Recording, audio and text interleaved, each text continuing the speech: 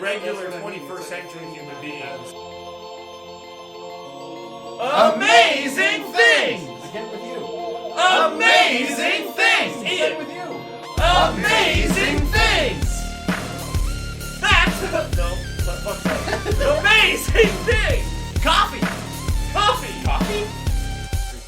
Amazing things! That's amazing! Having ice cream in front of Let's you. see what's actually in this. We're currently doing a taste test of Haagen-Dazs coffee ice cream flavor.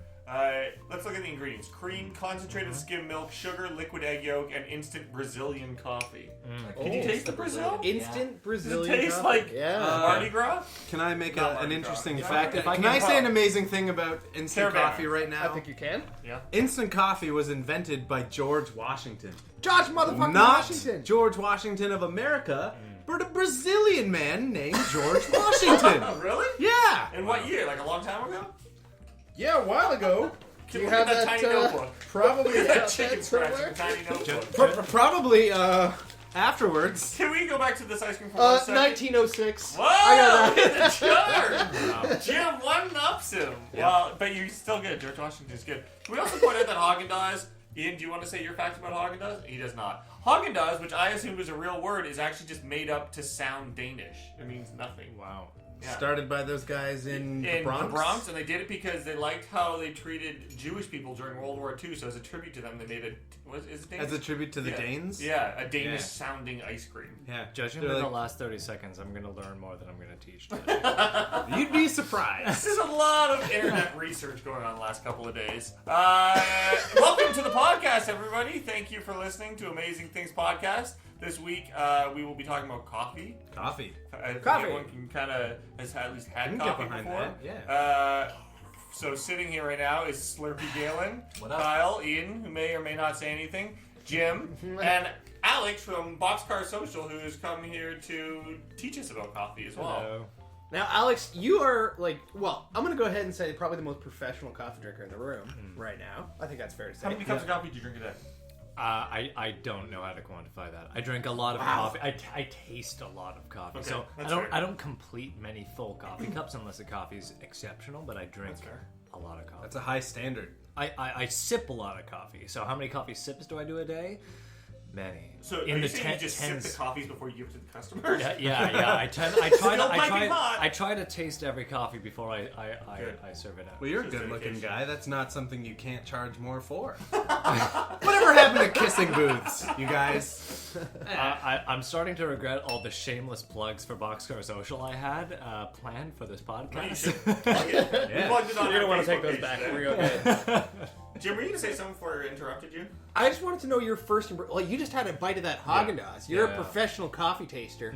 What are your first impressions of a Haagen-Dazs flavored ice cream? Honestly, it just tastes like cream to me. Yeah. Yeah? It tastes like cream. There's like coffee flavoring, but there's so much cream in that and sugar that I taste like light coffee flavoring.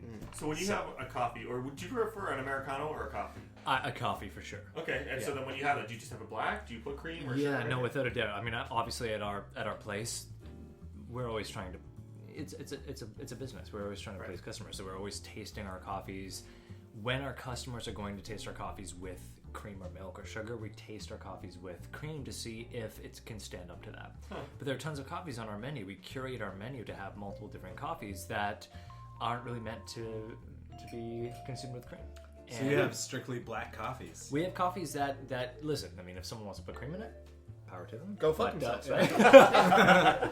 However, there are certain items on our menu where it's like, we've actually curated our menu so that these things can be consumed with cream and enjoyed with cream, and we know that they stand up to cream. And there are other ones that are exceptional coffees black, but will taste awful if you add milk or cream to them. No, is this your opinion on like it'll taste awful, or is this is this just like an opinion you guys came to in the shop, or is this like a No, widely like listen, accepted opinion? we're talking about like taste here, so it's always Right. going to be Some there's person. always going to be a degree of subjectivity Right. to it, and I say a degree because I don't want to take away from the fact that human beings don't have these. People always be like, okay, well, taste. I mean, that's your opinion. That's subjective, but it's not always subjective, right? I mean, taste is taste, and most human beings have an aversion to particular flavors, like extreme bitterness or extreme sourness, certain types of Our acidity. taste buds only have so many receptors. Very right? much, very much. And there's always room for some degree of subjectivity, but there are also things that are a little bit more, let's call it intersubjectivity, in taste. Oh, what was that word again? Oh, amazing thing coming up in 1 second, people. What was that word again? Intersubjectivity. Wow. Amazing! Okay. First one. First amazing In the fact. book. What would you say is the most intersubjective coffee you've ever had? Whoa. And where can Jim, I right get on one? that intersubjectivity bandwagon sits back very proud. I know this is an audio, not video podcast. I have to describe Very that. proud of myself right now for being able to say all that. Okay. So intersubjectivity. It's a word used a lot in Universities. ethics, in Schools of coffee. ethics, in schools of coffee. Yes. Actually, fun fact. I think Amazing fact? university amazing fact. Okay. Is you can actually, as of the last. I think it was in the Huffington Post article I saw recently that you can actually get a degree in coffee. A university A backed? university degree in coffee from a university, and it's somewhere in California, but Portland. That makes sense. Insane. That's that Oregon. that would make Yeah. sense, but it's not I'm California. just gonna put it out there. In saying that it's a university degree in coffee, what does that cover? Like, is it like a university degree in like being like a professional like barista or coffee taster? Or like a history of coffee? No. I don't know exactly what that particular course entails, but you can imagine that it's going to be interdisciplinary, right? Because of the economics behind coffee, because the agricultural process behind coffee, Yeah. because the actual chemistry behind coffee, Yeah. and then of course like the tasting and preparation side, maybe not so applicable on an academic level in university, but Just thinking back to like the first coffee was actually enjoyed as like the fruit with fat boiled into these little balls. right. These Oh, yeah. And they were these like energy two balls. tribes in Yeah, Ethiopia. they were an yeah, Ethiopian of tribe course. thing Oh, because yeah. they noticed the like goats that Right. they had eating all these berries and jumping around going crazy. That was so they were the like, aromas and yeah. that was The Very. Oromo people. And now we're giving out degrees, which is just awesome. it's very awesome. It's Now, great. one would hope that thousands of years would But I feel like Advance. those balls of fat, like if you had someone that did those traditionally, that would be like Oh, that'd be huge. $30 a ball. Oh, yeah. Oh, now that's luxury. yeah. That's Well, did you luxury know that stuff coffee like wasn't always so popular? Well, what do you mean, Jin?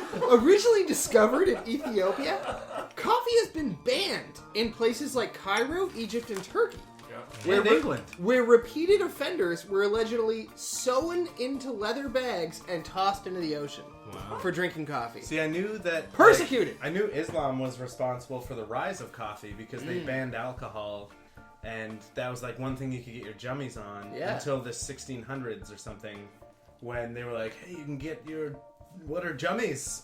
You can get them on. Let's get Why them do I have up." so many jummies on? But like coffee was being banned. Okay, so like I had this stuff too. So Let's all start reading. Well, yeah. Okay, great.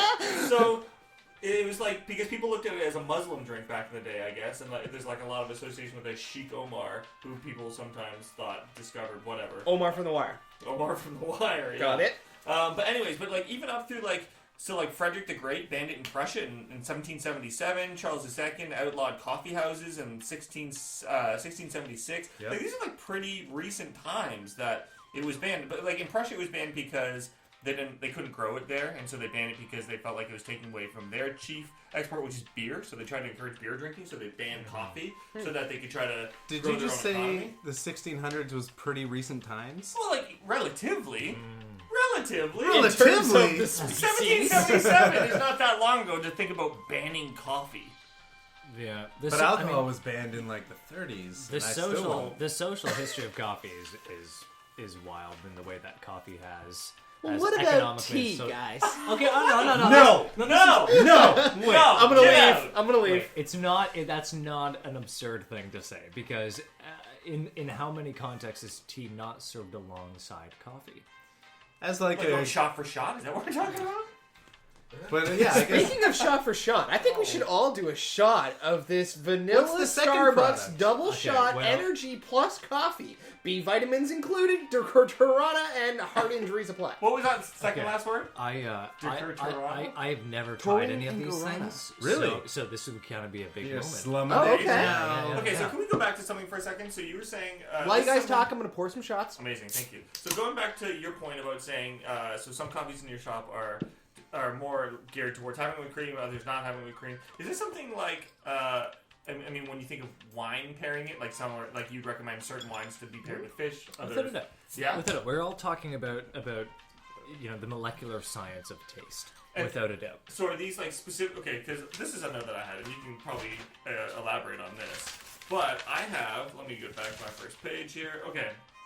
So the two most economically important varieties of coffee plant are the Arabica and the Robusta. Does that mean anything? Oh, that was one of my notes. Arabica thank and you. Robusta are actually two species of coffee. Okay, so then out of that, are there subspecies of those species, or are they just like a million different species of coffee? yeah, with it's their own- it's honestly remarkably like wine in this regard. Okay. In that, It's like different grapes? when we talk about coffee, the word coffee, if you talk about the word coffee like COFFEA, that is the genus of this shrub that grows essentially in the tropical world. Okay. From this genus, we have two popular species of this plant called Arabica and Robusta, or C. canephora. Okay.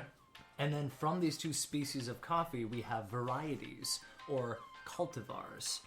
Oh. And- What was that word again? Cultivars. Amazing things. Continue. So in the same way with wine, where we'll talk about the species of wine, Vitis vinifera, and then have cultivars or varietals of wine like Merlot, Cabernet Sauvignon, etc., etc. So too do we have a species of coffee, Arabica, and then varieties of coffee like Bourbon, Caturra, Mondanova, Pocono, etc. And there are Pocono? In fact, a Not lot of the Pocono. words associated with coffee, like I wanna Java fuck that guy. and Mocha, come from a variety of Arabica bean. very good, and very, very interesting. Fun fact about the two as well, when it comes to the two genes, 70% of Oh, global that is intake You try.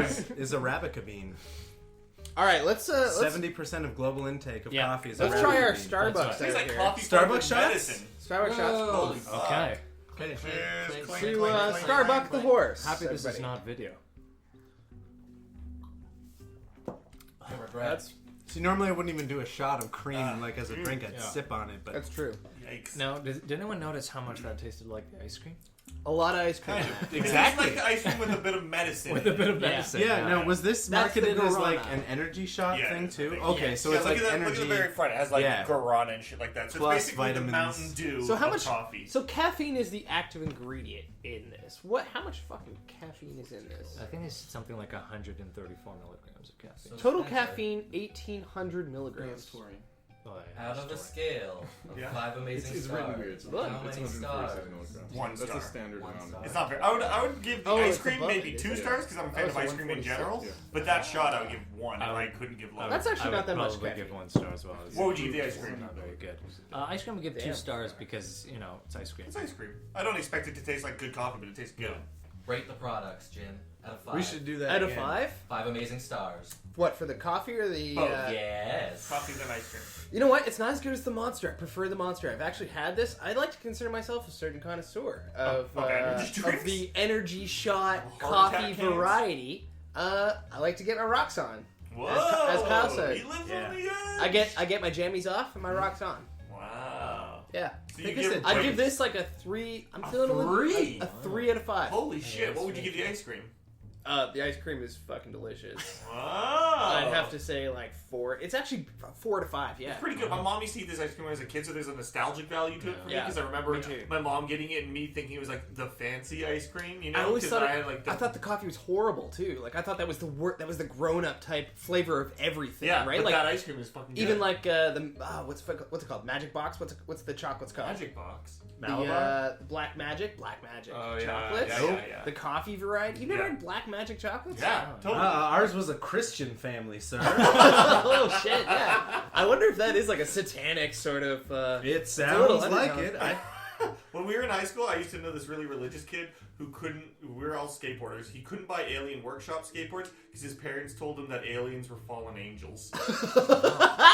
Oh, shit. Super Christian. Oh, that's That's amazing. just like Follow that's that. a broad scope too. Like coffee, Who there are made that many. jump?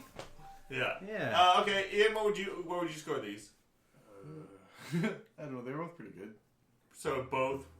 Pretty good. How many? 2.5. Pretty good out of 5. Yeah. Out of 5. 3s? 3.5. 3.5. Okay. Wait, That's fair. wait. 2.5. I hate Starbucks out of coffee. 5. I'm one of these weird people who doesn't. I like lattes more than I like coffee. I Yeah. like a soy latte because I'm minor lactose intolerant, which I have a lot of lactose tonight. But yeah. Shitstorm alert! Well, these fucking energy drinks alone will probably make Oh, me yeah. fucking die. That'll make you later. run. What do you score these, Kyle? Well, when you said like, didn't that just taste like the other one? Like having them in quick succession, like individually. Kind of. Like when I had the ice But cream, with, I was like, guarani in it. good job, ice cream company, trying to mimic coffee. Right. In my mind, I know it's a mimic and it's not delicious coffee, Right. but it's an all right. So I would have given it like a 3. Okay. Wait, the and then drink or the ice cream? the ice cream, Okay. because I like ice cream. But then I had the drink, I'll give it a 3 too. and I had it Classic. in like shot style, which is not, and it wasn't all that cold because we've been here. Yeah. And then when you said, like, didn't that taste exactly like that? I just compared it to, like, melted room temperature. In fact, I have some melted room temperature ice That cream is here. actually the best way to eat Okay, ice so can cream. we go back to Ice the... cream And this soup. is better, so the other one gets a 0. Did you Oh. give them scores, Galen? Nah. What do you score? Like 1 for both. What the... I don't really Really? like coffee. Debbie Downer. Yeah. But You don't like Well, coffee, like, period? Pretty much. Huh. Huh. Huh. Yeah. Can we go back to the caffeine content in these cans for a second? So how much caffeine is in that? 146 milligrams. Okay, now in average, like say like a cup of coffee. 146 milligrams is very similar to a medium cup of filter coffee. Right. Okay. Yeah. So that's not so crazy. It's not so But the crazy. caffeine It's only content- crazy. the It's only crazy energy. because filter coffee tends to have more caffeine than this is one of the common misconceptions. Well, it's like Dunkin' with coffee. Donuts coffee being so high because it's like a cheap filtered. Right. Well, there's a bunch of things here. When we get into caffeine, there are a lot of misconceptions with caffeine and coffee. So the one of them, going back to coffee as a plant and talking about coffee being the genus of this plant that has 2 species, Arabica and Robusta. Does it actually only have those 2 species? No, there are Oh, actually okay. more than that, but those are really the most Right. common commercial species of coffee that exist. So like Folgers is using that stuff. Which Uh, one do you prefer? Arabica. If they were in a 100%. fist fight. Without a doubt, like not even close, it's Arabica Really? for sure. And almost any human being would prefer Arabica. Really? Uh, How come? Well, Robusta. that's like that stat, right? 70% of global consumption is Arabica. It with is. only It 30% tastes. being It Robusta. tastes so much better. And it has less caffeine than Robusta. Robusta has up to 60% more Yeah. Wow. caffeine than Arabica. That's a shitload. so of you're fucking gonna, so caffeine. you'll find Robusta being used for coffee flavored things. Huh. Much more than, and again, going back to coffee consumption, most consumed coffee, like brewed coffee of any kind, is actually Arabica. Coffee flavored things tend to be Robusta. That's interesting. Now- I didn't know that. Which is crazy looking That's at really those cool. 2 statistics too, thinking like, well, surely like an industrialized thing used as a flavor of things would be used more Yeah. than the average like consumed Right. pure well, form, well, which Robusta is but so not much so much cheaper. Well, yeah, like I have it here that 75 to 80% of coffee produced worldwide is Arabica and 20% is Robusta. Yeah, so I guess all the Robusta money is going into shit like this Haagen-Dazs. Very much. Yeah. Most of it yet is. it's I mean, still not I as mean, consumed as there is cups of Robusta coffee going into A lot into of coffee blends sometimes, Right. or Yeah. into lower grade coffees, or into coffees to boost the caffeine content of those coffees. But most of the time it's Arabica, and because Arabica has so much well, less caffeine, and caffeine's bitter, right? So it doesn't quite taste as good. Right. And there are other acids in Robusta, for example. I mean, there are many different compounds in Robusta which change the way we actually taste it. But there are some notable ones that make it much more bitter, much more. Give it, there's a taste category called phenolic. What are all the taste categories? Yeah. Oh, there's lots of them actually. If you actually look up, Oh man, we should have a been breaking coffee- this thing down. If you look on up and a on. coffee tasters, a coffee flavor wheel or tasters wheel, in the same way that you have a tasters wheel for wine and beer and cheese, and it Right. kind of breaks down the aromatic and taste composition of these items based on their chemical composition and how we experience them. Coffee has a really interesting one. There's a company actually out of based originally anyway out of North Carolina called Counterculture that just redid the SCAA, or Specialty Coffee Association of America, Taster's Wheel, to reflect how we actually taste and talk about coffee. But if you look up the SCAA flavor wheel for coffee, it's really interesting. It really breaks down the aromatic composition of coffee in terms of how we can experience it, and the taste composition of coffee.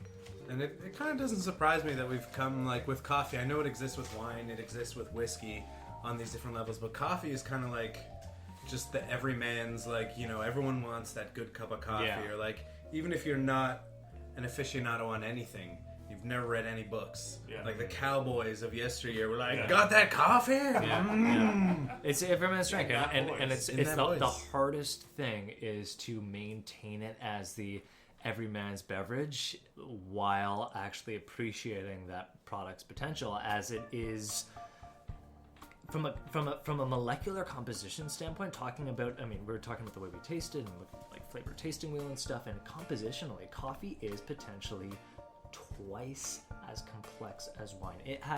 It can have double the number of volatile compounds that contribute to how complex it is when we taste and smell it. This conversation is literally blowing the shit out of my Yeah, mind. we've never all And been I this didn't quiet. I really didn't think I was going to be this blown. I thought like it was going to be fun and interesting to talk about. But I guess, I mean, even with like these 6 pages of notes that I have in front of me, I didn't think it was going to be this interesting. No, to be- coffee to be gets frank. crazy. Yeah. I mean, I listen to people say that they don't like coffee, and I more than understand it. I don't like most coffee, Right. but I love really good coffee. Right. So it's hard. So like in our shop, we serve coffees, and it's like when people are like, "Oh, I don't really like coffee," I'm like, "Oh well, shit. There's like, this is amazing. This is a great opportunity Yeah, to it's a see challenge. to see if I can get someone to like coffee who fundamentally conceives of coffee differently than I do." And we've had coffee that absolutely in every way tastes like teas, for example. Whoa, like really? like fruity black tea. That's kind of cool. Yeah, like Yeah. you know, we had, when we opened our shop, we had a coffee from a roaster in Calgary called Phil and Sebastian.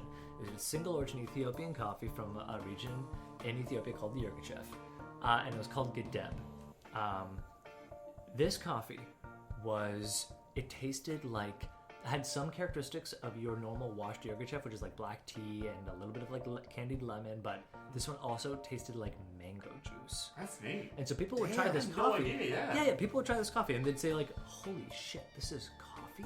Wow. Like that's wild. That's impossible." And these people have it black. Like, this And would they- be one of the things that you must... Absolutely. Well, what we do at our shop You is don't fuck with we things actually like serve that. coffee flights in the same way that you have whiskey flights or wine flights. Oh, yeah. We serve coffee flights so people can have 3 coffees side by side. It's the best way to contrast tastes so that you can actually, because otherwise people taste things and they say like, Are you "Oh, supposed to like cleanse your palate between them, or you you just... can. You don't Yeah? have to. You don't have to, but you can. It does sometimes help. Yeah. Right. But honestly, oftentimes the coffees are so different you don't need to.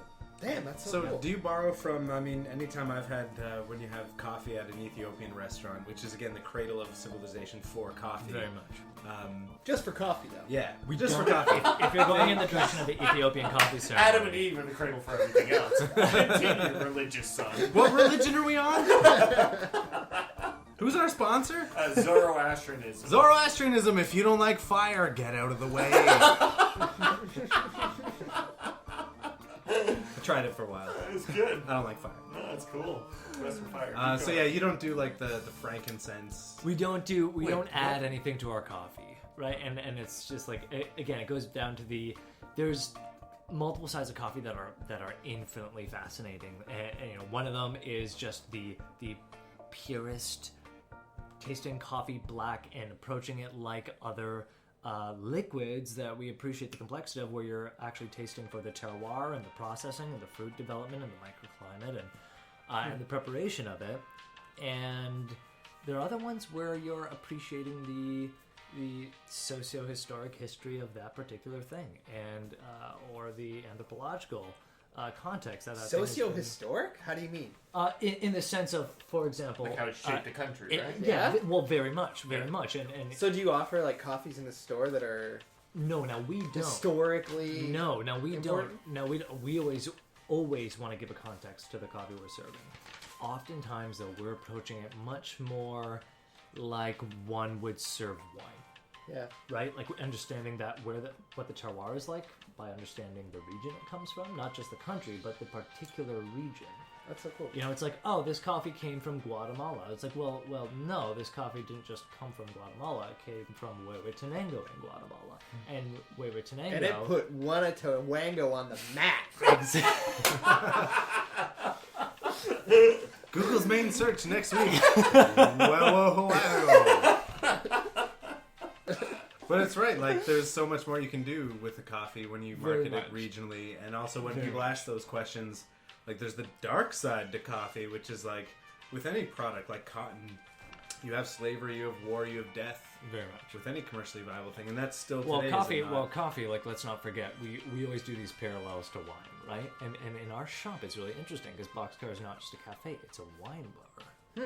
So not only now have I been for years teaching at the Canadian Barista Academy, talking about making all these parallels between wine and coffee to make coffee more accessible and more respected, because in many ways it's extremely legitimate due to the context that it's produced in.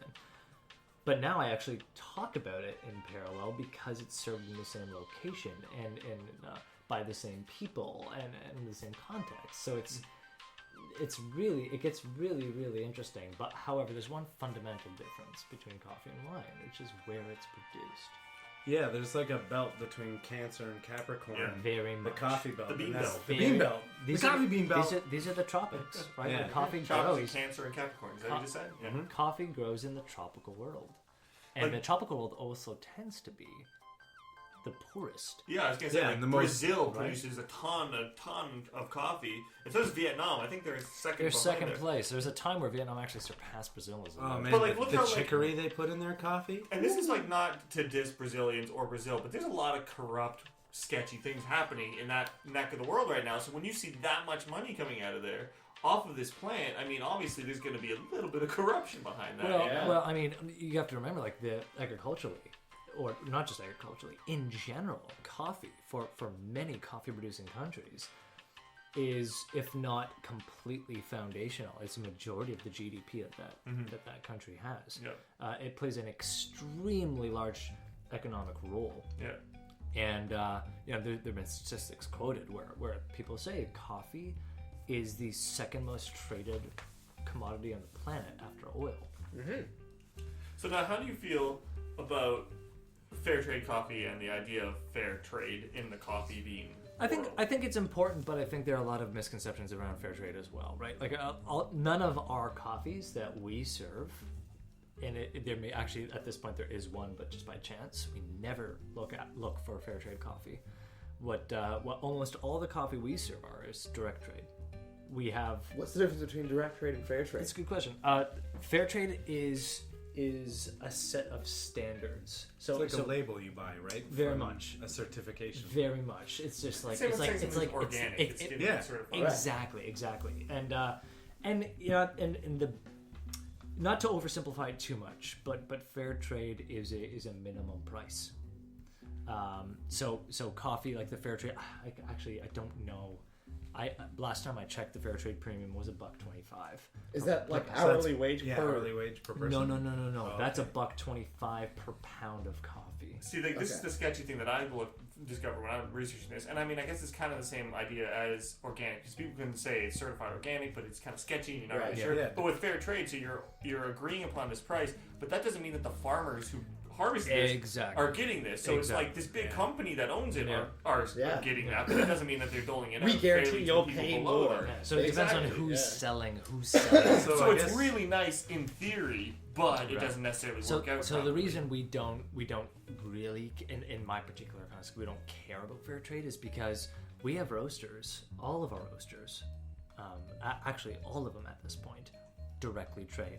The owners of these roasteries travel to origin, travel to where coffee is grown and produced, work directly with farmers, and pay the farmers for their coffee. A price that is fair for their coffee, which tends to be way more money So They're these fair are trade these are roasters around the world who go to places to find these beans, bring them Exactly. back, roast Okay, them, and then exactly. sell them to you Are they at berries a at direct that point? price. Exactly. Yes. Okay. But they don't buy the berries. They buy the processed berries, which end up being the seeds. So this is direct trade, yeah. This is direct trade. So now it's like, I mean, obviously that sounds awesome and it sounds fair. But now, is this something that only really exists on the smaller side, like of these companies? Like somebody like these huge coffee houses are not going to do that. Well, don't get me necessarily, wrong. right? Like there are some very notable, very very large companies that directly trade, because you can imagine how directly trading, for better or for worse, could be advantageous. Well, it's cheaper for them as well because like they don't have to adhere to any standards necessarily. Right. Well, it can be good and so, it can be. So we're getting to one of the problems with direct trade, and why direct trade from a marketing perspective isn't necessarily a positive thing. Right. Right. Direct trade can be a very negative thing. Like Right. think about the hegemony behind like direct trade potentially, but on a small scale, when there's transparency behind the process, it can be also beautiful and Oh yeah, when much you more as a just. coffee shop owner Exactly. are dealing with the one person. It's not like you're loading stuff into trucks and then sending it into the world and saying, and "Who not gives a only fuck?" and not only is it the case where I can feel more content with the ethics behind the way my products are being procured, but at the same time, there's transparency behind it. And I, from an educational perspective for my customers, can be like, hey, listen, not only can I serve you this amazing product that's ethically procured, but I know a shitload about this product because the guy I bought it from knows the farmer, I've met his kids. knows his wife. He dined with him. They cooked dinner for him, and they talked all about the practices behind their farm, how all their coffee's produced, why that makes the coffee good, why it makes it different than the lot in their farm next to this particular lot that they bought. And I guess you can pass that right down to your consumer. And you're Exactly. talking about the legitimacy of coffee and sort of taking it from an everyman drink perspective. Like with whiskey, like you can drink the worst fucking stuff and not care and still be like, oh, I'm a whiskey drinker. Yeah. Or you can go to Whiskey University and Yeah, Whiskey University place. I assume it is. Listen, there's a coffee like there's a drunk coffee dad. university there, so I can only Because- imagine there's He said he was Because, going like- for a pack of smokes. Went to Whiskey University. My dad got his master's. When you go like pound for pound, like the most expensive whiskey, the most expensive coffee, it's a Kopi Luwak is the most expensive coffee. Civic coffee. So do you want to break it down? You break it down. You Yeah, can start. it's made from the poop of the Senghalese. It's not Senghalese. It's What is it? Sumatran wildcat poop. It's a and motherfucking it's- wildcat. And it's $600 a pound. It's actually more like related to raccoons. Yeah. Oh, really? Have you? Yeah, it looks like a meerkat kind of. Have you had that? I have had it. Did it blow your mind? No. I'm actually like fundamentally not for this particular. Well, because then you get into the treatment of a whole nother species. Well, yeah. Or I who mean, cares? it's pretty. I don't know. There's actually just a documentary that came out. I don't remember the name of it, but it basically talks all about this issue. I think it's like the dark side of coffee or something like that, and it basically documents the phenomenon of Kopi Luwak, its production, and someone quoted a statistic I think a year ago or so that it was something like 5% of the Kopi Luwak that was sold in general is actually Kopi Luwak, and the rest of it was just labeled Kopi Luwak and marketed as it. Right, because it's again like $500-600 a pound. Right. Because you're collecting, seeds from the shit of this animal. So I mean, how much can these animals eat? And the sad reality of this product You force is feed it. you force feed it. And you're also forcing them the seeds that they wouldn't necessarily go for, which is the whole big thing behind it. It's like, Yeah. it picks these specific seeds. Well, It's it's like, like, anymore. yeah, You just pigs fucking with force truffles. feed this thing. An animal eating a berry in the wild because it's hungry and it does it and gets but force feeding a lot of berries to this cat, you imagine what that caffeination does. So Oh, yeah. it makes, Well, even it just, makes like- it makes them go crazy. That's true too. And it's the same thing Yeah. that I from what I was reading, it's the same thing where you see in different parts of Asia, there's like bear bile farms where there's just like hook tubes really fucked up to these live bears right in their stomachs, so they're like extracting all this bile for whatever Eastern medicines, and then doing the same thing with these civets where they just take all these enzymes and shit out of their stomach and just basically coat the berries in that shit to like try to get to work like that. It's just like it's fucked up. There's another one too. That bird, the swallow that pukes up its nest. Right. Like those are some of the most yeah. expensive dishes you can buy, and you can imagine like. Yeah. It's super disturbing to actually watch footage and see these civets go crazy in these cages as They're they're a force cute little fed. kitty cat. they're really rad looking. They're going insane, and the question we have to ask ourselves are like, what is it actually? Are these enzymes in the digestive tract actually contributing to the flavor of coffee to legitimize paying that much, even if it was ethically procured, right? Even if someone was going to wild civet shit, Is it actually doing anything, or is it just a that it is? My question shit was- on my Chinese friends. Is it like rhino horn? You know what Yeah, I mean? Like, does I this mean, rhino horn cure cancer? It's a or are you just luxury. imagining it? It's a luxury. It's because you have product. it. Well, that was More my important question. to Like be you've had drinking it, that and you is to said have drunk it. it didn't even taste that good. So is it even being marketed as like the most delicious coffee, Yeah, or is it just absolutely. like it'll cure your dick cheese? Yeah. Well, Because if it does, it is. Dick cheese. It is amazing thing. Surprise, baby! I'm not coming home. I'm going to Whiskey University.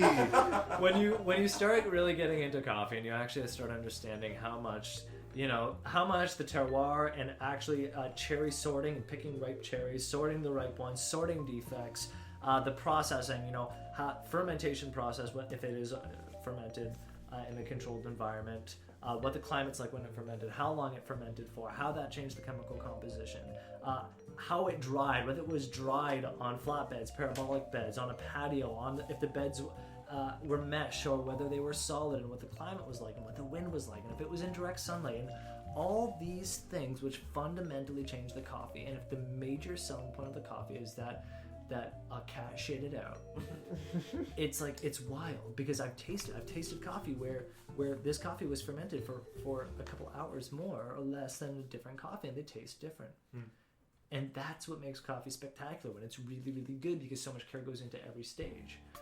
And so again, like, if the major marketing point is this cat ate it and shit it out, it's a hard sell for me. Like, it doesn't. Especially with such a cute cat. I kind of want to check out that documentary now, because I've seen Blackfish, It's never went to SeaWorld. It's a little bit disturbing. It'll have the same effect as Blackfish, for sure. Okay, so Oh, it's called Black Coffee. Came out in 2007. Thank you, Galen. Webmaster Galen. It's a 7.2 rating. Wow, on IMDb, is that what we're looking at? Rotten Tomatoes? Oh, no. Okay, so I have a list of other super expensive coffees. Let me know if you've tried any of these, and let me know if they actually are amazing. So I have, obviously, Kopi Luwak is the most expensive. But then other super expensive ones are La Esmeralda. Oh, yeah, La Esmeralda. Is it good? That's a better story. That's a more interesting story than Kopi Luwak. What's Esmeralda? Okay, Go so for it. so Esmeralda is really interesting because, okay, if you look at Esmeralda, Lesmeralda. I have La La Esmeralda. Nice one, Jim, though. Just saying. Are we talking lesbian coffee or not? Can I Okay. try one of these pops? Yeah, have a pop. Thanks. Okay, this gets fun because this is when we really get into it with coffee. Yeah. If you look at a coffee bag, there are a bunch of details about the coffee, right? That means shit all to customers, and this is why we in the coffee industry have done such a bad job, right? Because what we'll do, I worked for a roaster for 2.5 years. And I'm completely guilty of this as well. On a coffee bag, you have the region of the coffee, the altitude the coffee was grown at. Okay, so What kind of coffee bag? So on a lot of coffee bags that are consumed, even ones that are a little bit lower quality, whether it was the roaster's choice, whether they have that access to that information they choose to put on the bag, it's completely, at the will of the roaster. But they can put all this information on coffee bags, and you'll see it on quite a few. But you will have the altitude of the coffee, for example, and it'll say 1650 meters above sea level, and it's like, what does that mean? Right? Like, to any person looking at that, any average person looking at that, Who coffee didn't bag, go to coffee who university. didn't go to coffee university, Or sailing. Suna cum laude. what does 1650 mean? And then the next bag says 1800, and is 1800 better? Probably. Maybe. What? It is a higher number. But he's not. You can't fool Jim! 5 out of 5 on I the... think I figured it out.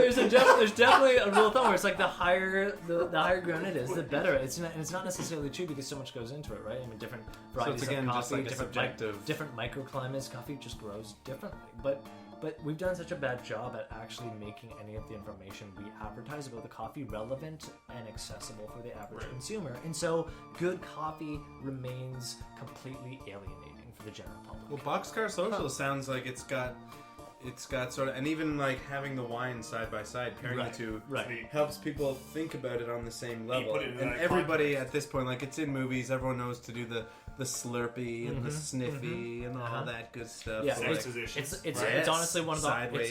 It's, The sideways. movie. What? Side by That's where we stand side. side by side. Embrace gently and go to our separate This, beds. this is when it's the hardest thing, right? Because we at Boxcar, the hardest thing for us is that we don't ever want to alienate people. So we want to talk about this information. We want to give context to the product. We make sure everybody who's working knows as much as possible about everything they're serving.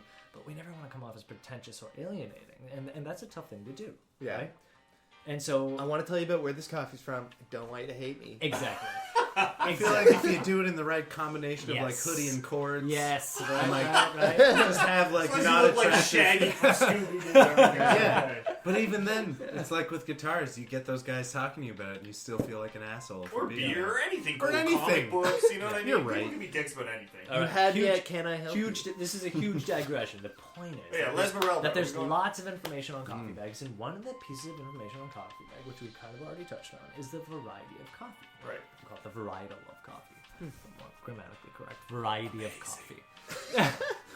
And we talk about the varieties of coffees, and the thing is, if you look at almost any bag of Ethiopian coffee, it won't say a particular variety. It'll say mixed heirloom or Ethiopia heirloom, because Ethiopia being conceivably the birthplace Cradle of coffee, civilization. cradle of Cradle of civilization. Cradle of coffee. Cradle of coffee. Most coffee in Ethiopia grows wild,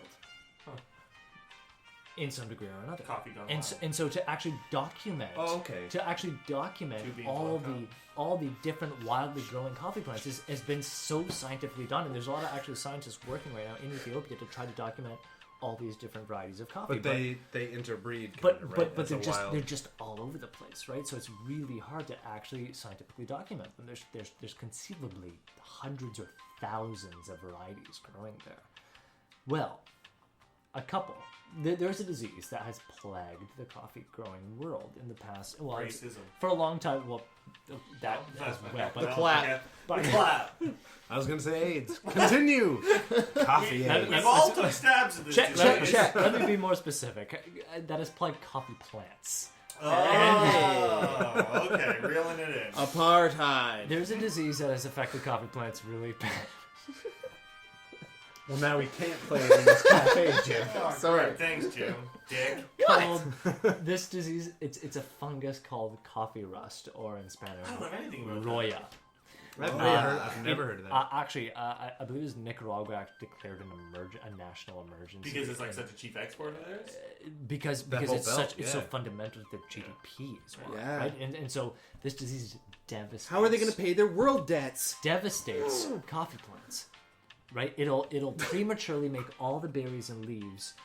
It's a fungus that actually looks like there's rust growing on the leaves, That's gross sounding. and then all the berries and leaves prematurely fall off and render the plants completely unusable. I think it's so cool that it's berries. I actually didn't know that Yeah, until I I had no started idea. researching. Right. Until I think- today? No, well, until Or, like like- this week, right? Like I started kind of getting into coffee and researching a bit. Blew my mind. Wait, can we eat these berries? Are these like Yes. berries that you can Well, yeah, like, that's Yeah. do they originally taste like coffee or do they taste like No, they taste like fruit. They Have taste you- like berries. probably they taste a like really red- bitter fruit. You've Is it had bitter? it? not even. not Yeah, bitter. I've tasted. They taste like sweet fruit. They taste like sugary. Have you sweet. ever been to Ethiopia or I Brazil? haven't been to Ethiopia. I've traveled to Central and South America, Cool. and so I've spent time on coffee farms in both of those places. And you've eaten like a wild coffee berry. I've Wild, free-range coffee. Just running wild. I've eaten a coffee berry, and they taste they're actually tasty. They're Can you sweet, and can there's you not find much. them in like grocery stores or something? No. Like, They, even in, like, South America or it's Ethiopia? very easy for them to spoil. Number Yeah. one, and number two, I mean, all coffee is essentially exported because you get such a higher price. What's the pit Oh, to fruit berries. ratio on one of those? There's much more seed than fruit. See, that's what I like. Yes. Right? Yes. Yes. There's the deliciousness, the hassle. The sticky, Right. the Like sticky, chicken wings. juicy part in it called the orange. mucilage. There's much less of that than there is seed. The flesh, right? Yes, Like, yes. is there caffeine in the flesh or just in the bean? There is caffeine in the flesh. Cool. There is Damn. caffeine in the flesh. Yes. So, yeah. Amazing. The Red Bull of the berry world. Yeah. The amount of words too that I've learned that are just like not even just coffee words. Ethiopia. Cafe. My favorite one that I looked up was the actual favorite word Okay. that I This is looked gonna be up was interesting. actually the meaning of espresso, which in Italian just means forced out, Forced out. which is exactly what happens to my poos after espresso. Now, I wrote down some stuff about it. About when poos? we went to go to the bathroom. Yeah, I did. Now we've got a whole bathroom humor section of this podcast coming up. Something tells me we've gone far away from Esmeralda. At this point. Esmeralda, tell us more about We're Esmeralda. on a different side of the world now. So, okay, can I just put this out here? So, I wondered why people have to go to the bathroom after they drink coffee. And Okay. I honestly assumed it was it was because it acted as a laxative. But what I read was that most studies show that, let me read this right here. Although there have been no large-scale studies on the subject, what we do know is that drinking coffee can stimulate the movement of the colonic muscles, thus promoting peristalsis, the coordinated contraction and relaxation of intestinal muscles that cause bowel movements. So it's really just a muscular thing that's making you do that. Well, you have to think, like, your body's not going to process caffeine fast enough for, well, any of us who have consumed coffee and documented the amount of time you then... We've all done the then takes research. 10 to 15 right? minutes, Right? Like, tops. tops. And I'm pooping. The numbers are in. I mean, when we talk about Jim 17th... shit himself live! We talk about 17th century France, 18th century France, and coffee consumption in France, especially amongst royalty. A lot of it had to do with coffee being a laxative. And if we think about the idea of French roast right now, and the fact that French roast is really dark, and really roasting coffee very dark creates a lot of carbonization, and carbonization facilitates those intestinal contractions much more, Right. things start to make a little Oh bit of yeah. sense. And I imagine based on their diet of cheese and bread, like poops get stuck. Well, and that's now. You think about the 18th century. I mean, Yeah. there weren't many things in the continental diet that actually The facilitated Waldorf bowel salad movements. hadn't even been invented yet. Not even. What's a Waldorf? Oh, I'll get into that on our next. Next week's but salads. The science. We talked a little bit about the science of coffee and just how it's like. What was the term? It was like almost an alchemy. Diuretic. Like, no, you're talking about the chemical composition Diuretic. of coffee, and the reactions, the chemical reactions that it has. And I learned that caffeine only works as like a stimulant to us because the adenosine receptor, which normally receives our drowsy vibe, that's like, adenosine, we just hooked up, let's go to sleep. It interrupts that gets and cut hooks off. on and is like, fuck that guy, let's stay up and shit. So it's actually just like, it's not so much that it's giving you energy, that it's blocking It's the blocking, thing that makes you yeah, tired. it's blocking, Yeah. and it actually tricks your pituitary gland into thinking there is an emergency, Wow. like a physical emergency, Damn. and producing like a tiny rush of like adrenaline. Adrenaline, yeah. Oh, So, yeah. so essentially, it's more inhibitive in terms of adenosine. Yeah. and then, Right. That's super neat. and then it releases adrenaline, and that's exactly what caffeine. And again, that thing about like it's not a laxative, which would induce something. It actually like contracts a yeah, it's muscle, like a which full body thing. so it's this weird, just like your body sucking in almost. Yeah, that's neat.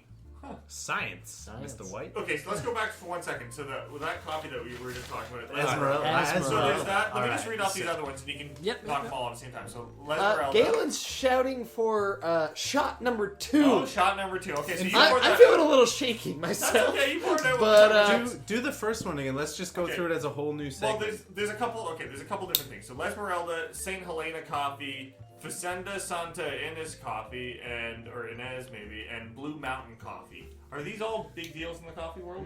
Some of them more than others, and it depends on who you talk to. But Right. but for sure, those are all more or less. I recognize 3 out of the 4 anyway. Blue Mountain's Those are pretty kind of like popular. the fancy wines Mountain. of the coffee world. to a Yeah, certain yeah, extent. yeah. And you know what? In the same way that fancy wines sometimes are marketed as much So as like they everyone knows Merlot, everybody knows. well, not even Merlot, but like think more these Chianti? talking about these, Chianti? but even Chianti, like these are more like particular wines from particular Chain of farms or Right. or Right. sub-regions. Yeah, within these look countries.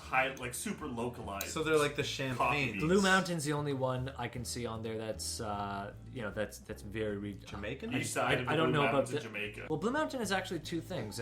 It's really interesting. It's also the beans are the basis for the liquor Tia Maria, which I've never heard of, but that's neat that the same beans are used for a liquor. Right. Tia Maria, yeah, it's like an aperitif, right? Really? Yeah. I don't know. I read it. So Kona and Blue Mountain are both actually cultivars of coffee. Okay. So not only are they places where coffee grows, they're also a particular variety of coffee that has been cultivated in these places and now have become their own sub. So it's its own strain. Yes. Because I was thinking when you were talking about strains of coffee, like the strains of weed, and how That's there what's are been so many. triggering in my head too. Like it sounds like a very similar Really industry. weird. Well, listen, triggering we're your minds. talking botanically, right? Like we're talking Yeah. about Yeah. plants. It's and- horticulture, yeah. Very much, very much. Let's do the shot before it gets warmer. All right. So what are we doing this time? The mocha flavor? This of is mocha Double flavored Shot Starbucks energy shot, to heart attacks. Lesmeraldas. sponsored by Goat Genocide.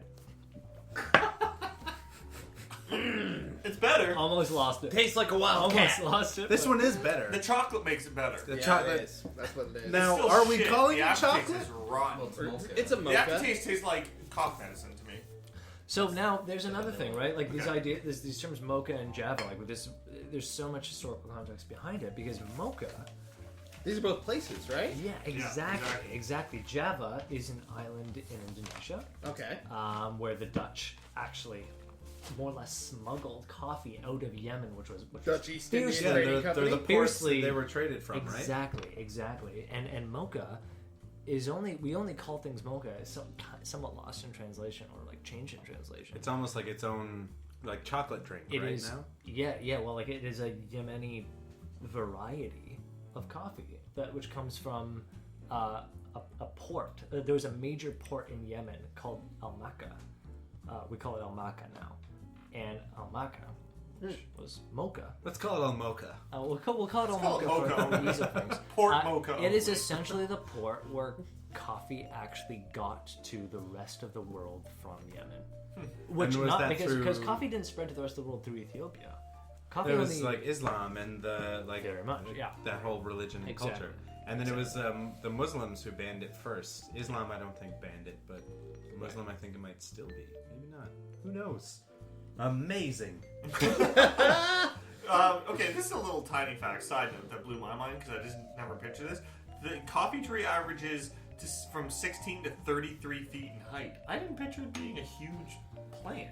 It's not always. I've heard that, it like, really depends. It does get that big in the wild, but naturally we've kind of made it to only be about It's like a 10 bush. feet now, so that we can grow it. Exactly. I pictured it being like a tiny bush though, but still 10 feet is There higher are than Yeah. again. It really depends on the variety of the coffee plant because there are varieties like there are dwarf plants that are very tiny shrubs, but you have to also remember the role as with grapevines. Pruning plays such an important Yeah. role in growing coffee plants and the quality of Coffee the actual bonsai. plants themselves. Yeah. Coffee bonsai. Well, do they produce more berries when they're like smaller versus when they're a full out tree? They don't produce more berries, but what happens is that in the same way with grapevines, when you prune, more of the nutrients get concentrated in the fruit that are there, and so the quality of the coffee Right. tends to be better. I actually have that as the plant gets older, it bears more fruit. So like the longer you can keep it around. Right. That's yeah. However, as the plant gets older, But they quality lose of the quality fruit of the nutrients. tends to go down. Right. Interesting. Right, right. I'm gonna way overthink every coffee I get. from More, now on. Yeah, more, absolutely. more nutrients get concentrated in the actual stalk of the plant than in the fruit, because the plant grows. I'm gonna give like a 16-year-old at Timmy's a real hard time. Tell me your altitude. I want to know more about your place. Like, Yeah, tell us about So- Boxcar Social. at Okay. at Boxcar, would you say you see more alcoholics or people addicted to caffeine? Well, here's the thing. That would definitely be segmented by the time of day. I feel like it rolls over. No Yeah, doubt. No doubt. totally different people, same people. Sometimes the same people. That's the most fun part of Right. Boxcar. It's like you'll have people who come in the morning for a coffee, and that person may be a very different person than when they come in later for an alcoholic beverage. Yeah. It's a different time of the day. It really plays into the social side of Boxcar Social because we're an actual place that's open from 8 a.m. to midnight. Have you ever served someone a ridiculous number of coffees in a day? Has someone just... There has been someone who ordered essentially a cup of espresso. They wanted not just a espresso pulled very long, meaning more water went through, Right. but many double espressos in a cup. Fuck. There's this moment where you haven't had the kind of quasi smart serve training to actually cut someone off from caffeine consumption. Because Have we you think done it's that? Irresponsible. I haven't, no, but no one has ordered enough for me to actually say this is past the legal amount of caffeine. Is there a legal amount of caffeine that you can serve? I don't know if there's a legal amount, but there's certainly Surgeon General rec. Oh, There's just a social there's responsibility. certainly a legal amount within a product. That's for sure. But like as far as a barista goes, I have no idea. I don't think that's a. It's a real never. thing. Yeah, I've been a I don't barista know. before, and Yeah, it's same. never It's been never brought come up up. ever. No. yeah, same. It's I think like again like weed. There's no real way to know when too much is somebody much dies. until Right. that first person Keep trying, guys. can Work afford towards can that. actually afford to OD on something. So far, fingers crossed. So where, Caffeine, like any drug, is toxic in large enough doses. The lethal dose of caffeine would require about 100 cups of coffee. And the water from drinking that much coffee in one go would kill you before the caffeine did. Yeah. Oh, it's like one big. Okay. If you drank all that water. have you ever seen that like You frat hazing where people have to chug water and they just eventually die because their body can't handle that much Oh, water? that sounds Oh, see, terrible. we used to do juice chugging competitions at camp where you just chug juice with like those crystals in it until you threw up a lot and then it was over. But You can literally drink so much water that you Guess you die. could. Your body can't handle it. Yeah, absolutely. Yeah. that's You'll drown. That was well timed, Jim. Yeah, I know, Really right? good. I've also got this. A 17-year-old girl in England was hospitalized after drinking 7 double espressos. Wow. She suffered Okay. mood swings, raised temperature, and palpitations. She said the experience has put her off coffee for good. The other risk of overindulging is caffeineism, an addiction that is defined as needing 6 or more cups of coffee per day. See, what I was gonna say though, is it the coffee that's fucking people up, or is it just the caffeine itself? Because I feel like a lot of caffeine is gonna fuck you up. You know what I mean? Yeah. So I mean, obviously the caffeine is in the coffee, but if you were to ingest that much caffeine through other means other than coffee, I feel like you'd also get Yeah, fucked up. because that will what- cause depression. what or, this like, suggests is fucks that, Does up. anyone like- here who drinks coffee to get up in the morning? Like, I drink a green do you have tea to have a cup of usually. coffee? I Are drink- you I like, drink fuck, tea in I the can't do morning. anything without a cup of coffee? I have like an English breakfast tea. Yeah. Or like a green tea. Weirdly enough, I don't. No? No, You'd be all right. Like, it's no weird, but- coffee, but- you're but like, I think, didn't But I notice. think I'm a freak exception because everyone I work with, Yeah. needs a coffee. They get caffeine headaches, and I drink more coffee than they do. Yeah. My body biologically just doesn't. See, for me, like, coffee doesn't do anything as far as jitters or anything like that goes. For me, it's because as a smoker, also, like, again, coffee and smoking. We Right. didn't even touch on that, but Yeah. I don't know who we're sponsored by this week, but Coffee, cigarettes. certainly not Marlboro. Laramie. Oh, it's Light. Coffee Talks, the original travel mug / two-way radio. The biggest coffee mug invention since the lid. Coffee-resistant keypad, Squelch, operates on 49 megahertz with a stainless steel shield. Smooth jet black plastic liner. Do not use a microwave. Thank you. Can they? Hopefully, we'll get one of those in the mail. Yeah. Two-way radio, that's awesome. Yeah, that's pretty cool. Coffee mug But two-way again, yeah, radio. like- that is awesome. I get up though and like I can't have my roommate makes really weak coffee. I like mine really bold, and I live beside. We'll probably do like everyone gets to name their best place. Maybe I'll start off now. The Common, really Yeah. close to me, really dark, really acidic espresso, and like that plus my cigarette. Like I can't fully say that I've had my morning cigarette until I've had like With it coffee. with that coffee. Yeah, me too. And I never finish Like, a I do as coffee well. because to me it's not a drink like water or a beer. Where there's like a purpose to finishing it. There's, For like, me, a it's like a social side. aspect to it? It's more of a side thing. No, I get it and I go home. Right, right. I never hang out. Huh. Everyone's busy. They're working on their novels, their screenplays. Who else has wait, before we keep going, where is Boxcar Social? For not only for myself, but for listeners at home. Okay, Boxcar is it's 1208 Yonge Street. It's in a What's the neighborhood in intersection? Toronto called Summerhill. Okay. And so it's right Oh, across okay. Summerhill subway station. And like or near that LCBO, the which is also very largest, good. the largest LCBO Yeah. If you've never been to Summerhill, in Ontario. it's pretty awesome. Secondary sponsor Alcohol. in general. Okay, well, cool. That's good to know. So All right, now I'm Summerhill gonna come check it Station, out. you take the Young Line just take- north of you Bloor. take the Young Line, and 2 it's stops north of Bloor, and we're right across It's on the street. west side. Right across the street from Summerhill Station. Damn, I'm actually gonna check it Yeah, out. I'm going there That's awesome. tomorrow. Yeah. Are you gonna be there? I'm going to be there. I'm always there. Do other people have coffee shops in their hood that they go to? Yeah, again, the Common. That's Common. my recommendation. I go to a place that's right beside my subway station. I live a block away from the subway, so it's right beside the subway station. And there is a girl who's there every single morning who she is really cute and she looks Ethiopian and kind of speaks English. And she doesn't, like, I walk in, there's a huge lineup. She puts my coffee cup on the front, just like Yeah, go for it. the Go for regular. it. You're I like go Norm around from the Cheers. line, grab the cup, VIP. no talk. We barely talk. So you have your But we exact love change each other. there ready Oh to yeah, go. she knows. How much is your coffee? And let's do that too. How much is your coffee? It's $3, but that's with the tip. Ooh. Oh yeah. It's $2 at the Common. 25-cent tip. Yeah. But also great looking girls. Yeah. And it's great coffee. It's really fucking good coffee. It's a large coffee. It is what it is. It's like You're a on the brewed subway, coffee, you're not an good, yeah. espresso. No, yeah, just brewed coffee. Ah. It's Ethiopian. Spencer? See, I don't drink a ton of coffee.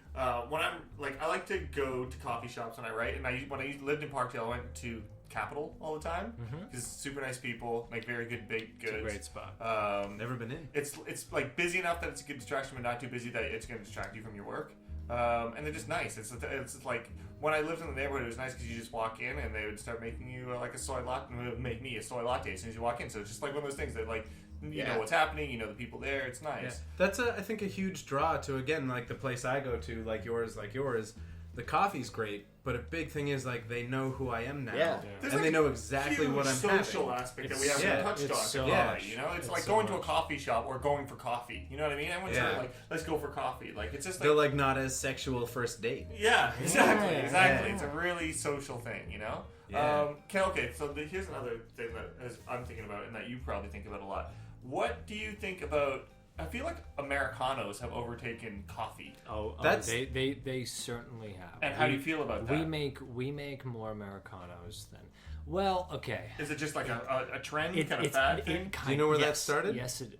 1940s Italy with American GIs going in getting Trying coffee, to get a coffee, and all and they can there do is it's just Americano. espresso. Right. So they'd be like, no, hot water, more hot water. Oh, that totally makes sense. That's yeah, super so neat. the Americano. Okay, this is where things get a little bit crazy. Okay. What? It's about I pumpkin might pie. I might Dun, dun, I dun. might. Galen, if you didn't have music in there, you really should I have. will dun. Thank you. Okay. It's all swollen So, members. okay. Also- So let's start with this big question. What is the difference between coffee and espresso? None. Good. Yeah. It's I just wouldn't the think any. process of Yeah. Excellent. Pressure. It's just a difference of brew method, Right. right? Espresso is coffee, same bean, like same seeds of this fruit being processed in whatever which way it ends up being processed in for this particular coffee. And instead of brewing it via percolation in a drip machine with more water or in a French press with immersion, it's being brewed in a steel basket with water being forced through it. And that's what's extracting what is soluble in the coffee. The difference is concentration. I feel like kind of has some. Well, I was like, again, just going back to the You the look like a Italian, weird detective. the Italian word for espresso, forced out. It's Right, just the difference is pressure. Right. Right. To this point, when you brew coffee in this way, in such a concentrated fashion, if you don't brew it in an exacting way, it can be extremely offensive because it's not that diluted. So what people tend to do is, well, if you under-extract coffee with espresso, it tends to be wildly sour or acidic, which is really offensive, and milk doesn't necessarily fix that, right? You add milk to a sour product, and what happens? You get sour milk. However, with bitterness, if you add lots of milk and sugar to it, it kind of masks the bitterness. Right. So roasters have tended to mask the flavors of either lower quality coffee or under extraction by roasting more. And because it's roasted more, you have to extract less, because if you extract more, you taste the bitterness of the roast. Oh. So now and only now, as of the last, so many years, in very, very, very recent history, let's talk within like a decade. Damn. Roasters are Not 1600s. Not 1600s. Roasters are holding back the roast because we now have tools that are readily available even to cafes to actually measure the extraction percentage of our brews. So that we can use methods and ratios of coffee to water and parameters when we're brewing espresso to extract espresso in the same way that we extract filter coffee to get the most amount of sweetness and hold back any kind of bitterness. And does that get indicated by the crema? No. No, that was one of those things in even recent history where we evaluated the quality of espresso by the crema. However, I've since had amazing espressos that had lousy crema. Okay, here's the thing about crema. Crema tends to be indicative of the freshness of the coffee. Huh. So if there is a lot of crema, it's fresh? It's or... fresh, Okay. and I can make you an espresso that is almost all crema. It'll Really? taste like shit. I used a machine that was a button recently that was like so much crema and Yeah. espresso. I was like, oh my god, this has got to be good, but it wasn't. I mean, put it this way: espresso shouldn't be brewed if the coffee is less than, let's call it, 4 to 5 days off roast. That means the coffee's too fresh. There's too much carbon dioxide as a byproduct of the roasting process built up in the cell walls of the coffee, so that the actual percolation, the actual dissolving of the soluble solids within the cell walls, this honeycomb matrix that composes a coffee bean cell walls, all those molecules, all those volatile compounds in there we want to dissolve, that built up carbon dioxide is getting in the way. So coffee actually has to be rested for espresso. Now, if you brew espresso within those days, it's going to create all crema, but it doesn't mean it's good at all. Gotcha. Right. Another one of those highbrow misconceptions. Right. Bunked. So there's a sweet spot in there. Now, crema can be a good indicator. If there's no crema, it's generally a bad sign. If the crema is way too light, it's generally a bad sign because it means you way over extracted the espresso, or the espresso's really old, etc., etc. Right. So it's not that it's irrelevant, but generally it's not the best indicator of the quality of espresso. Just looking at the crema. So how do you feel about the fad going towards Americanos? these Okay, days? so as before recently, I hated it because brewed coffee is beautiful. Because you can make because honestly, brewed coffee can be extraordinary, and it's in many ways easier to control than espresso. If you know what you're doing with a pour over, or by dialing in a batch brew machine that has stable temperatures and is pretty solid volumetrically, you can create absolutely stunning coffee that is reminiscent of wine in its complexity, in its structure, in its flavor profile, and its consistency, where espresso is really finicky. Espresso, I mean, we weigh our espressos to the 10th of a gram. Every espresso, Every one you make every per dose, customer? every single dose of espresso is weighed at approximately to the 10th of a gram. Wow. That's cool. Every espresso shot. What's the measurement? That's precise. Every espresso shot is weighed within a few grams. So if we have a recipe, so you have a ratio, right? Like let's say we use 18 grams of coffee, we're gonna aim for something like, we're gonna go for like a 50%, 51% brew ratio, where we're getting about 36 grams, give or take, out. But and there's pretty exacting standards. It's a goddamn science. But that's really challenging to do because your grinders, as your grinders heat up and cool down, grinders are like they're the worst part of coffee. They're like your enemy. There's something you're constantly fighting against in the coffee industry. You're constantly battling your grinders to nail these recipes as they're heating up and cooling down and pulling the burrs closer and further apart. And so we're constantly having to make adjustments all the time. And not taste like whatever you had in there Exactly, beforehand. because trust me, if you're going for 18 grams in, 36 grams out in X number of seconds, if now you get 39 grams out, that's 3 grams of coffee. That's a different taste in coffee. It's That like flavor a mutt. balance has changed. So is that something that you would be able to sip and be like, no, fuck up? Without a doubt. Huh. It's also a product that like you put this measure into it and this control and this pride, but it is like wine. Like I'll wait a little bit, but like when I'm out for that coffee, that perfect coffee I want in the morning, a lot of people, not me necessarily, because I got shit all to do, but a lot of people are like, so like they lose their mind. I've seen really some of the angry. craziest human behavior in Yeah. coffee shops with Yeah. people treating the barista like an inhuman drug peddler. Yeah. The sad part is like to those crazy customers' defense here. It is wild. If you taste a coffee, let's say the coffee tastes very well balanced at 36 grams out, as just as an example, and you pull an espresso and it's 30 grams out, 6 grams of liquid. If we put that on the table right now, like if we put 6 We grams, broke up a line. Yeah. it's not very much. It's not very much. That espresso tastes very sour. Huh. Can taste extremely offensive. How much is 6 grams, like, in volume, I guess? Is that, like, a shot? Or, like... No, God, no. A shot is more like 30 grams. Okay. So it's like that. Damn.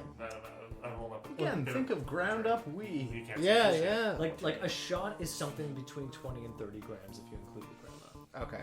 And so we're talking about a very small amount Yeah. of liquid, and that completely.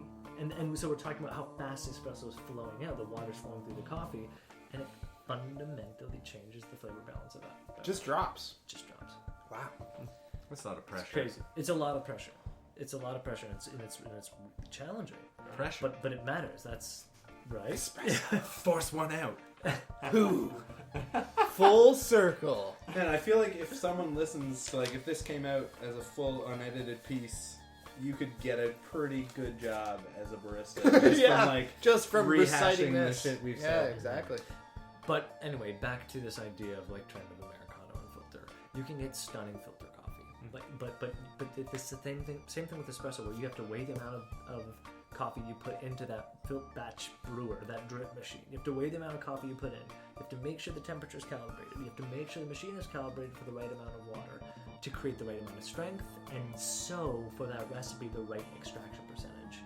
Now, once you do that work, and once you do the legwork for a batch brew machine, if it's a good machine, it'll constantly produce that product, more or less. And so you can constantly get really, really good coffee that is super nuanced and does a lot of justice to all the things we've kind of touched upon today about what makes coffee good. The terroir, the microclimate, the region, the processing, the sorting, etc., etc., etc. With espresso, it's much more challenging. And because espresso, there's this trend to roast darker because those acids can be offensive, you roast away a lot of the nuance, Right. indicative of all these steps going into producing the coffee. You can't taste terroir, or you can't taste the variety of the coffee Right. or the processing because you roast a lot of the complexity away. Huh. Do people roast it? Do people do this at home? Like, are there? Would you recommend like a home brewing over? Home brewing for sure. Yeah. Home brewing is can be really challenging, but there are really solid grinders that are pretty cheap, Yeah.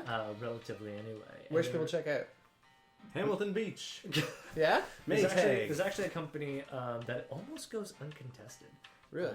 Yeah, What's called it called called? Baratza. It's an American company, Okay. and they create a line of home coffee grinders that are amazing. They're How much do these cost? Are these a fortune? Yeah, well, they range. Yeah, I mean, are for you some people, serious? some people may think they're really expensive, but for anyone who loves coffee, they range from $130 to $900. But Like $130 is but not the crazy one if that's you're really into $130, Not for coffee. the one My that's coffee 100 grinder cost $8. It's kind of crazy. the one that costs $130 is actually really, really good. Yeah. I can make really, really good coffee out of this coffee grinder. So it's not like a low end because it's their No, lowest no, price. no, It it's not. That's the starts- thing about this company. Their lowest grinder is actually really So good, really good. especially for home.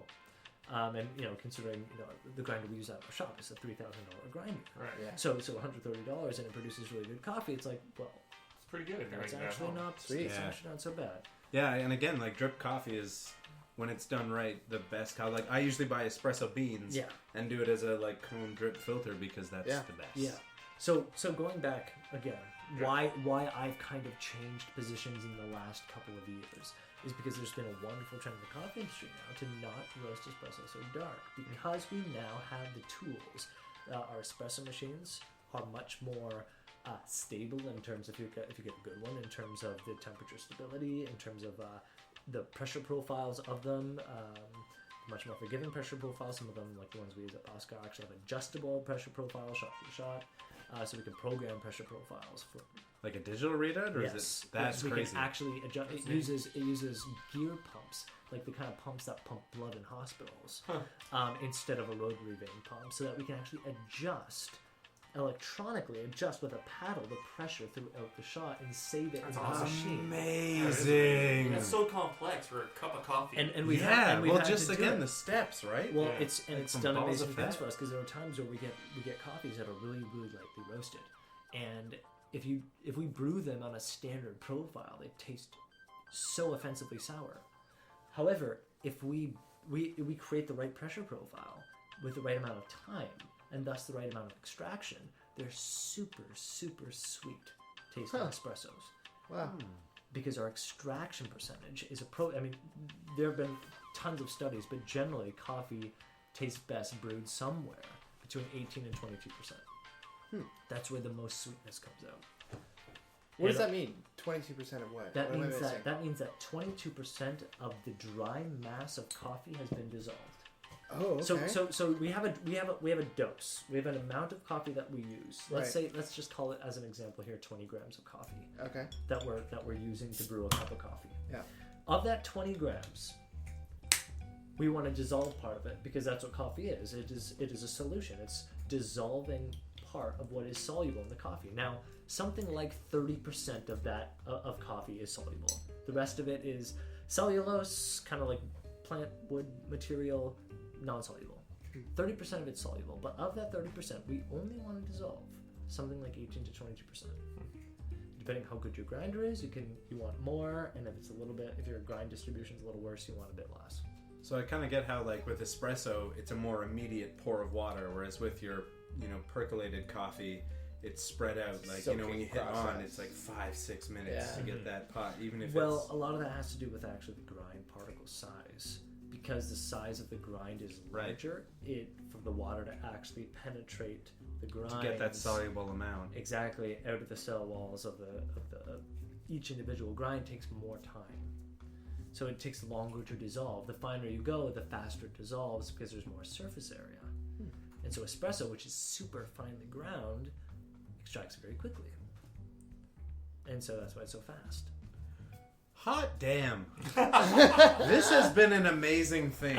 Because on this podcast have in any podcast you've ever done. Because again, coming into this, I was like, well, coffee. I mean, a lot of it'll probably just be back talk about like one subject because how much could we talk about it? Yeah. And then this guy, Alex, comes in. I had like notes on how people trade it in prison as currency, and then this is way more. That's kind of fun. We had too. shock value. And like different cultures have used it as money and stuff. That's cool, but like the science behind this shit is fucking cool. Yeah, It's a whole nother podcast. It is wild. It's intimidating, even still for me, the science behind it, because it's so unexplored relative to other. Well, what you're products, saying about like the bean species being like the insect world, where there's still unfathomable Absolutely. genus. Which brings us full circle to Esmeralda, which is a byproduct. Of because of Roya, the coffee rust, the fungus disease that I was talking about, that has absolutely devastated Central and South America as of recent years. In the past as well, but especially now, there's a huge outbreak, and some people say it has to do with climate change. But for whatever reason, it's spreading rapidly. Well, geisha is a variety of coffee. Geisha is one of those wild Ethiopian varieties, and a couple a little paler. from a couple who owned a coffee farm in Panama planted this particular variety in Panama because of its resistance to Roya, or coffee rust. Okay. Now, when they actually tasted this coffee, it ended up being absolutely stunning. Like, absolutely spectacular. This is Esmeralda. Yes, blindly cupped by people who grade coffee. They won first place in the Cup of Excellence, which is a regional competition where farmers submit their coffee. Cup of Excellence? Cup of Excellence. Cup of Excellence. Cup of Excellence. Amazing things. Cup of Excellence is an Something origin you find in or Zelda. regionally based competition within coffee growing regions where farmers within that region will submit their coffee and it gets graded and they compete for which How are one is the coffees best. graded? Coffee are graded Whoa, Jim. by many. Slayer It's a roll, big Jim. it's a big question, but it's an important one. They're graded by many merits. I mean, flavor balance, complexity, the tactile, like mouthfeel, Yeah.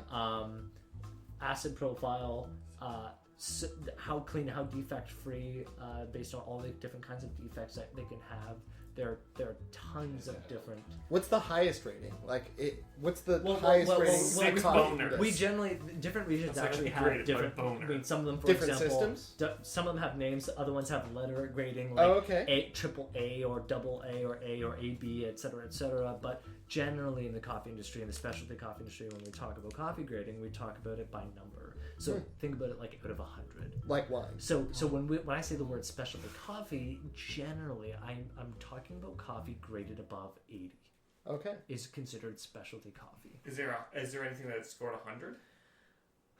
Civet shit coffee? I actually What's Esmeralda got? You have to cut it out of the heart of I an actually- albino child. Yeah, it's amazing. I actually don't know if there is a coffee that has been graded 100. It's funny because Challenge accepted. with wine there are wines that have been rated 100, right? But Yeah. with coffee I don't know. I like that. Yeah, It's mysterious. it's more to me. mysterious, but with Like coffee, Pokemon. Esmeralda, this coffee was people. There have been books, right? I mean, there's a book called God in a Cup, and it's kind of like revolves around this Oh. phenomenon of Sounds like Esmeralda blasphemy. and how it's kind of changed. It's how indicative of it is of a changing coffee. And it was industry. really just heralded as like a plant that resisted this fungus. And Right, it just right. happens to be the greatest coffee. It just happens that when you grow that plant under uncompromising, agricultural standards in this particular microclimate and terroir, Right. it ends up being spectacular. I always think it's so funny when there's like these specialty plants that could have never really existed to the point where they are now without human interaction. Like humans are so responsible for what a coffee plant looks like right God, now. without a doubt. But it's Yeah. the same as grapes. It's the same as it's like, so many it's like things. Like apples they've and spread carrots, this. like wild consumable And- items. And look- now they're doing better in parts of the world where they never would have Exactly, existed. Yeah. very and much. getting wiped out where they used to be. Exactly. Yeah. I mean, all the places where people generally conceive of coffee as coming from, like Colombia, for example, Right. it does not at all natively grow it. Right. No. Right. Historically, I mean, so it's But it has Natively only beautiful cocaine grows dirt in and Colombia. cheap Fun land. fact. Only Yeah, plant. Africa gets fucked once again. Yeah. Like they've got one thing, it grows there, and it's all dying, and the Colombians have it now. God, Classic Colombia. classic. Cutting out the Cuban middleman. I think we kind of need to wrap this up, guys. We've been talking for almost an hour and a half. Well, Yeah, if this people want to learn more about coffee, where should they go online? Like, I'm sure there's lots of. Where did we all research? Where? Forbes, Wikipedia. All right, let's Wired. narrow this down. Reddit has an awesome, like a huge coffee community. Like, There's a Wikia coffee site, Yeah? like a Wikipedia for coffee, which Right. I Yeah. found some shit. Those- on. Oh, with like a whole. these are all Wiki really coffee. good things. There's honestly so I mean, for very general information about coffee, you can go to these things. There are other avenues which are really good, like the Specialty Coffee Association of America, the Okay. Specialty Coffee Association of Europe, or the Nordic Coffee Association are all bodies within these regions which actually have excellent resources all about coffee, and that's the science of coffee, the retail side of coffee, products you can purchase, stuff like that. So Or you're probably in Toronto if you're listening. Just go to Exactly. fucking Boxcar Yeah, Social. Can Come you to give us Boxcar the address and maybe the website address? The whole thing is a absolutely, spiel. Absolutely. You can come to Boxcar Social. We're right across from Summerhill Subway Station in Toronto. Our address is 1208 Yonge Street. Right. And if you want to get in touch with us, you can go to boxcarsocial.ca, info@boxcarsocial.ca. And if you follow us on our Facebook, I posted that website today as well, so you can check that out. Obviously, this is a new podcast, and not a lot of people follow us on Facebook. But if you're one of the 50 people that do, there's that. Hey, 50. You guys Second are doing pretty episode, 50 people. well. Check that out. That's not bad at all. That's not Coming up. bad. It's coming Yeah. up. For one podcast existing so far, Yeah. it's pretty good so far. and I amazing. like this. This was This a huge was one. amazing. It was amazing. What's we talked a little bit about what next week's gonna be for those. Language, I think was Language. Pretty interesting. Language. Huge We're gonna have subject. some cunning linguists here with us. Yes. Maybe we'll just listen to the kind of. Maybe we'll just all listen in a quiet room. I wonder if we could we get like a linguist, someone who We're gonna put the studies. call out. We'll put the call You out. can I'll see definitely what get I like can a do. lexicographer or something. Yeah, I'll see what I that'd be can cool. do. Another fun word. Yeah, Alex, thank you so much for being on the podcast. Thank you, Yeah. Alex. Total pleasure. This is so Really much fun. appreciate it. So much Next time we have something interesting about beverages or food or socio. Yeah, you can like put me in a room with a tea guy and we can fight or something. Oh, You can- fun Yeah. video podcast. Yeah, for sure. Yeah. So next time we have Mr. T on, Alex will fight Alex the Rapper. Or Ice-T the Rapper. So I think- Detective Tutuola, if you are listening to this, come on the show. Alex will fuck you up. Yeah, you bitch. You're a. I like Body Count as a band, but Alex has challenged you to a fist fight. And you're fucked. Thanks to everybody for listening this week. I hope you come back next week for an amazing episode of Amazing Things! Thanks, Galen, say something. Amazing